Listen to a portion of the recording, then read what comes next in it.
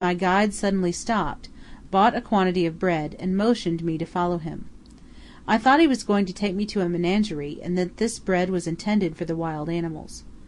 We entered a courtyard with windows all round reaching to the ground, and strengthened with iron bars. Stopping before the first window, my servant threw in a piece of bread. What was my horror when I saw, instead of a lion or tiger, a naked, emaciated old man rush forth, seize the bread, and devour it ravenously. I was in the madhouse. In the midst of each dark and filthy dungeon is fixed a stone, with 2 iron chains, to which 1 or 2 of these wretched creatures are attached by an iron ring fastened round the neck. They sit there, staring with fearfully contorted faces, their hair and beard unkempt, their bodies emaciated, and the marrow of life drying up within them.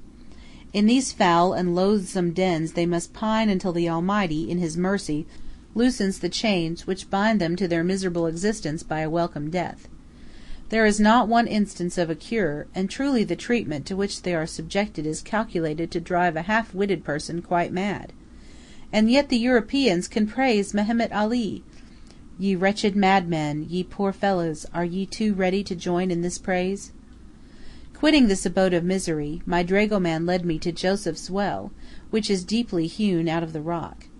I descended more than 270 steps, and had got half-way to the bottom of this gigantic structure. On looking downward into its depths a feeling of giddiness overcame me. The new palace of Mehemet Ali is rather a handsome building, arranged chiefly in the European style.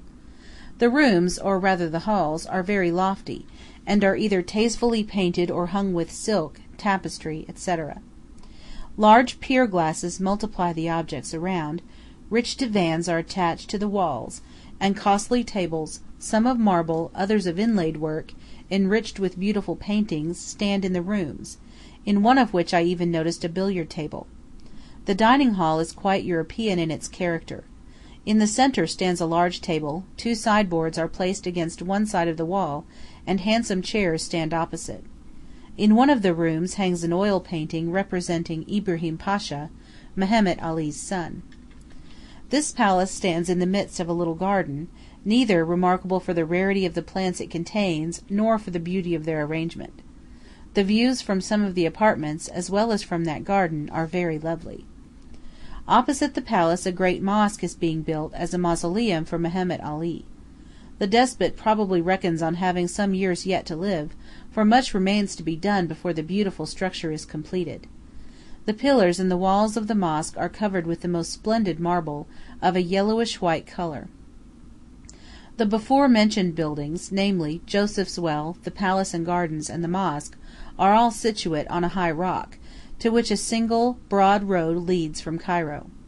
Here we behold a threefold sea, namely of houses, of the Nile, and a sea of sand, on which the lofty pyramids rise in the distance like isolated rocks. The mountains of Mokattam close the background, and a number of lovely gardens and plantations of date palms surround the town. With one glance we can behold the most striking contrasts. A wreath of the most luxuriant vegetation runs round the town, and beyond lies the dreary monotony of the desert. The color of the Nile is so exactly similar to that of the sand forming its shores, that at a distance the line of demarcation cannot be traced. On my way homewards I met several fellahs carrying large baskets full of dates, and stopped one of them in order to purchase some of this celebrated fruit. Unfortunately for me, the dates were still unripe, hard, of a brick-red color, and so unpalatable that I could not eat one of them. A week or 10 days afterwards I was able to procure some ripe ones. They were of a brown color like the dried fruit, the tender skin could easily be peeled off, and I liked them better than the dried dates, because they were more pulpy and not so sweet. A much more precious fruit, the finest production of Egypt and Syria, almost superior to the pineapple in taste, is the banana, which is so delicate that it almost melts in the mouth. This fruit cannot be dried, and is therefore never exported. Sugar melons and peaches are to be had in abundance, but their flavor is not very good. I also preferred the Alexandrian grape to that of Cairo. The bazaars, through which we rode in all directions, displayed nothing very remarkable in manufactures or in productions of nature and art. From first to last I spent a week at Cairo, and occupied the whole of my time from morning till night in viewing the curiosities of the town. I saw only two mosques, that of Sultan Hassan and Sultan Amru. Before I was permitted to enter the first of these edifices, they compelled me to take off my shoes, and walk in my stockings over a courtyard paved with great stones. The stones had become so heated by the solar rays that I was obliged to run fast to avoid scorching the soles of my feet. I cannot give an opinion touching the architectural beauty of this building, which is built in such a simple style that none but a connoisseur would discover its merits. I was better pleased with the mosque of Sultan Amru, which contains several halls, and is supported on numerous columns. The mosques in Cairo struck me as having a more ancient and venerable appearance than those of Constantinople, while the latter, on the other hand, were larger and more elegant. I also visited the island of Rhoda, which is worthy of the name of a beautiful garden. It lies opposite to Old Cairo, on the Nile, and is said to be a favorite walk of the townspeople, though I was there twice without meeting any one.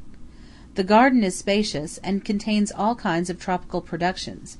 Here I saw the sugar cane, which greatly resembles the stem of the Indian maize; the cotton tree, growing to a height of 5 or 6 feet; the banana tree; the short-stemmed date palm; the coffee tree, and many others. Flowers were also there in quantities which must be cultivated with great care in the hothouses of my native country. The whole of this collection of plants is very tastefully arranged, and shines forth in the height of luxuriant beauty. It is customary to lay the entire island under water every evening by means of artificial canals. This system is universally carried out throughout the Egyptian plantations, and is in fact the only method by which vegetation can be preserved in its freshest green in spite of the burning heat. The care of this fairy grove is entrusted to a German ornamental gardener. Unfortunately I was informed of this fact too late, otherwise I should have visited my countrymen and requested an explanation of many things which appeared strange to me.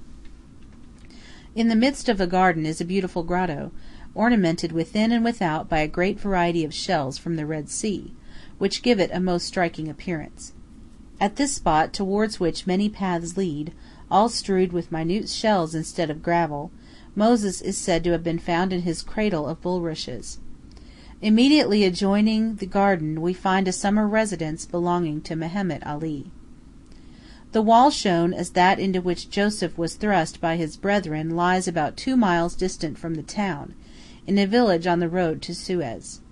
Half a mile off a very large and very venerable sycamore tree was pointed out to me as the one in the shade of which the Holy Family rested on their way to Egypt, and a walk of another quarter of a mile brings us to the garden of Bogus Bey, in the midst of which stands one of the finest and largest obelisks of Upper Egypt. It is still in good condition, and completely covered with hieroglyphics. The garden, however, offers nothing remarkable. The ancient city of Heliopolis is said to have been built not far off, but at the present day not a vestige of it remains. The road to this garden already lies partly in the desert. At first the way winds through avenues of trees and past gardens, but soon the vast desert extends to the right, while beautiful orange and citron groves still skirt the left side of the path. Here we continually meet herds of camels, but a dromedary is a rare sight. End of section 29.